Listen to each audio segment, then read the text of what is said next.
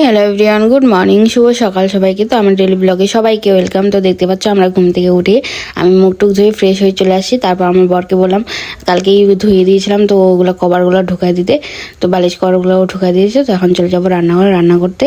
তো এদিকে আমার বর উঠে গেল, তো আমি এদিকে আলু ভাজা করে নিচ্ছি। আমার শাশুড়ি আগেই রান্না করে গেছে, তো আগেই সব কিছু রান্না, ডাল, পাট শাকের ভাজা করে রাখছে। তো তাই আমি আলু ভাজা করে নিলাম আমাদের জন্য, আমার জন্য খালি, তো আমি খাবো তাই। তো এদিকে তারপর আমার শ্বশুর কালকে নিয়ে আসছিল অনেকগুলো আলু, 1 বস্তা আলু। তো এইগুলো আমরা এখন পাঁপড় বানিয়ে নেবো, শুকাইতে দেবো।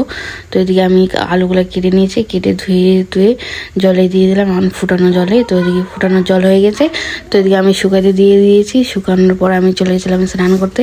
স্নান করে তারপর দুপুরের ভাতও খেয়ে নিয়েছিলাম, দেখতে পাচ্ছ।